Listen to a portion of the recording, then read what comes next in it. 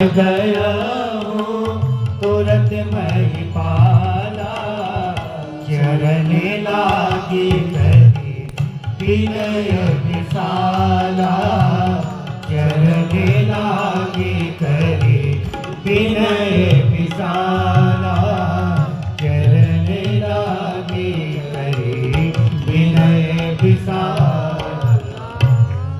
दशरथ जी ने गुरुदेव के चरणों में निवेदन किया, मेरे पुत्र नहीं है, मेरे मन में इच्छा हो रही है क्यों न पुत्र प्राप्ति के लिए मैं अश्वमेध यज्ञ करूं। गुरुदेव आपकी क्या आज्ञा है? वशिष्ठ जी महाराज बड़े प्रसन्न हुए। वशिष्ठ जी ने कहा, अवश्य राजन, आप पुत्र की प्राप्ति के लिए अश्वमेध यज्ञ करो। सभी मुनियों ने अनुमोदन किया, सभा के जितने लोग थे सब ने अनुमोदन किया और अश्वमेध यज्ञ की तैयारी प्रारंभ हो गई। सरयू जी के उत्तर तट पर यज्ञ मंडप का निर्माण हुआ।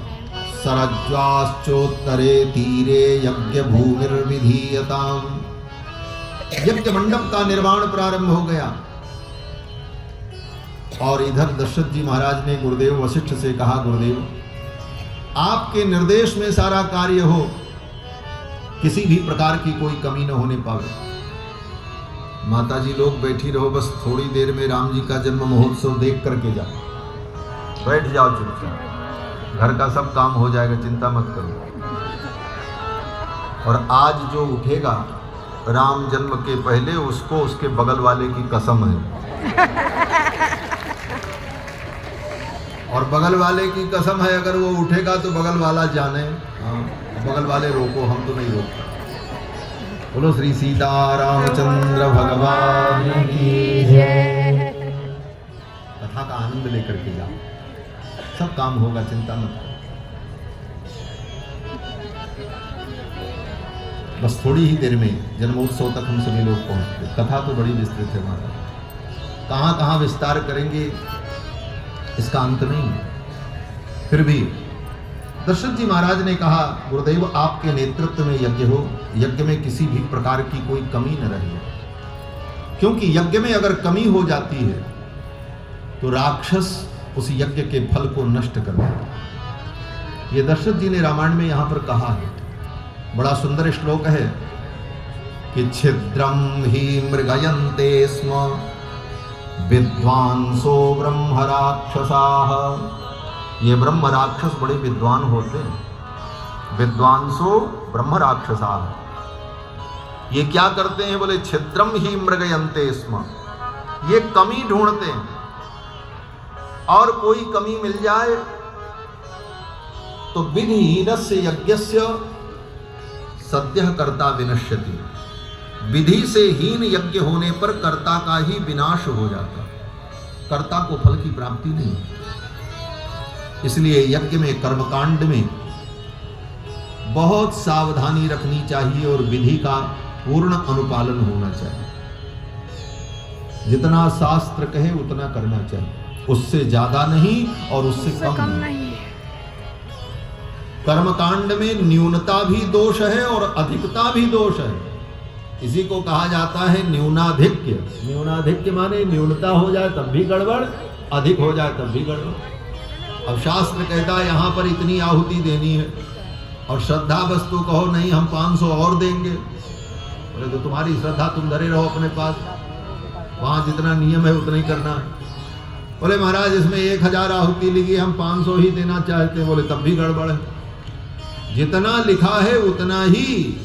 हाँ, इसका नाम विधि है। ना आप घटाने के अधिकारी हैं, ना आप बढ़ाने के अधिकारी हैं। और इसके साथ साथ कर्म का फल तब प्राप्त होता है जब मंत्र शुद्ध हो,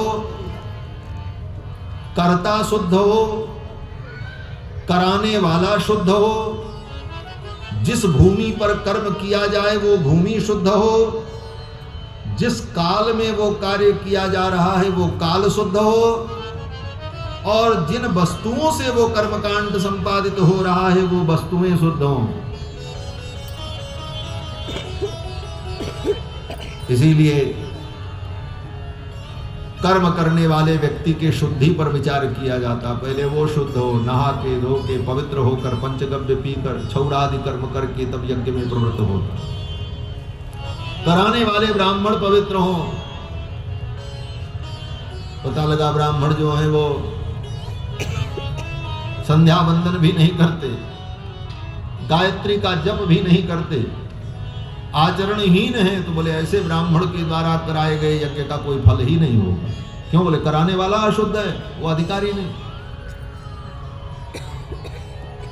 कराने वाला बहुत विद्वान है लेकिन करने वाला जजमान शुद्ध नहीं, बोले तब भी फल बिगड़ जाएगा।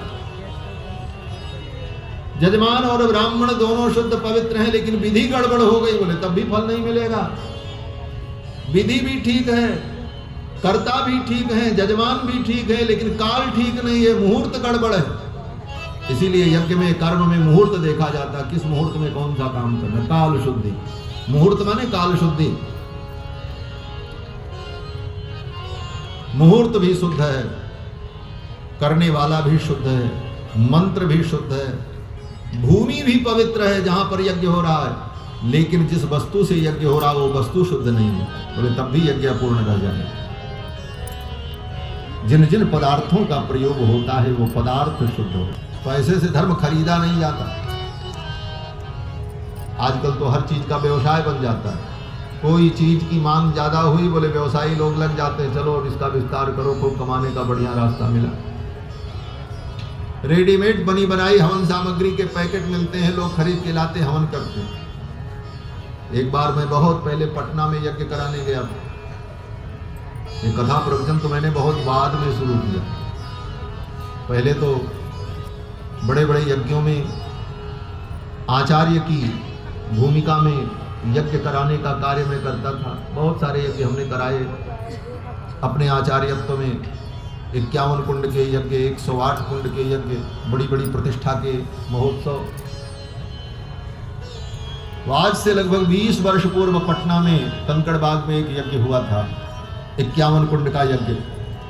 उस यज्ञ में यज्ञ समिति की तरफ से बाजार से हवन सामग्री मंगाई गई पैकेट वाली, और वो फाड़ करके जब सब मिलाया जा रहा था, मैं आपको क्या बताऊं, वो फाड़ करके हवन सामग्री जब पैकेट फाड़ फाड़ करके रखा गया तो मेरे सामने ही रखा जा रहा था। मैंने देखा उसी हवन सामग्री में एक बीड़ी का टुकड़ा पड़ा हुआ था। सोचो, तो जिस फैक्ट्री में बना होगा वहां मजदूर लोग बीड़ी उड़ी पी रहे होंगे, उसी में फेंक दिए होंगे। उस हवन सामग्री में वो बीड़ी का टुकड़ा जला हुआ। फिर वो सब सारी सामग्री फेंकी गई। हमने कहा भी ये यज्ञ ऐसे नहीं होगा, इन सामग्रियों से संभव ही नहीं है। शुद्ध सामग्रियां मंगाई जाए तभी यज्ञ होगा। थोड़ा ही हवन करो। कुछ हवन करने के लिए न मिले तो अपने घर के चावल को पानी से धो करके उसमें थोड़ा सा घृत मिला लो। अगर घृत नहीं है तो थोड़ा सा गुड़ मिला लो और उसी से हवन कर लो।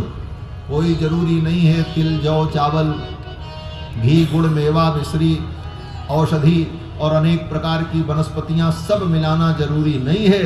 जो शुद्धता से मिले उतने में ही हवन हो जाए, लेकिन शुद्ध हो, पवित्र हो, तब यज्ञ पवित्र होता है। विधिहीनस्य यज्ञस्य सद्यः कर्ता विनश्यति। विधि से हीन यज्ञ होने पर कर्ता का विनाश हो जाए। दशरथ जी ने जब कहा तो सुमंत जी ने कहा, राजन, मुझे याद है जब महर्षियों की सभा में भगवान सनत कुमार ने चर्चा की थी कि दशरथ जी महाराज को पुत्र की प्राप्ति कब होगी, तो भगवान सनत कुमार ने एक बात कही थी कि जब राजा दशरथ के मन में पुत्र की प्राप्ति के लिए यज्ञ करने की इच्छा होगी तो श्रृंगी नाम के महर्षि आएंगे और उनके द्वारा यज्ञ होगा, तब उनको पुत्र की प्राप्ति होगी। लगता है राजन वो समय आ गया है, तभी आपके मन में यज्ञ करने की इच्छा हुई, तो आप श्रृंगी ऋषि को बुलाओ और उनके द्वारा यज्ञ हो। फिर तो दशरथ जी महाराज ने अपनी तीनों रानियों को लेकर रथ पर बैठकर अंग देश की यात्रा की और अंग देश जाकर के महाराज रोमपाद से निवेदन किया कि आप अपनी बेटी शांता को और अपने दामाद श्रृंगी महर्षि को हमारे साथ विदा करो, इनके द्वारा यज्ञ होगा। फिर श्रृंगी महर्षि को आदर पूर्वक लेकर के अयोध्या आए। श्रृंगी महर्षि आ गए, यज्ञ मंडप बन गया, सारी सामग्री एकत्रित हो गई, जजमान तैयार हैं, ब्राह्मण तैयार हैं, लेकिन यज्ञ नहीं शुरू हुआ। क्यों नहीं शुरू हुआ? बोले सब कुछ तैयार हो गया लेकिन मुहूर्त नहीं आया। जब मुहूर्त आएगा तब ना यज्ञ शुरू होगा। हमारे पूज्य स्वामी जी महाराज कहा करते, मुहूर्त किसी की प्रतीक्षा नहीं करता। कोई शुभ काम करना है तो सारी तैयारी कर लो और मुहूर्त की प्रतीक्षा करो, और ये सोचो कि मुहूर्त आ जाए तब हम तैयारी करें। बोले तुम्हारी तैयारी के चक्कर में मुहूर्त चला जाएगा, मुहूर्त रुकेगा नहीं। इसलिए पहले तैयारी कर लो और मुहूर्त की प्रतीक्षा करनी चाहिए। आज यही होता है विवाह में, अनुष्ठान में मुहूर्त पंडित जी लोग निकाल करके बताते हैं, लेकिन तैयारी नहीं और दुनिया के तमाशा के चक्कर में मुहूर्त बीत जाता है, अच्छा मुहूर्त निकल जाता है, फिर जैसे तैसे काम होता है। सब तैयारी करके दशरथ जी प्रतीक्षा कर रहे मुहूर्त आ जाए, तब मुहूर्त आया, ततः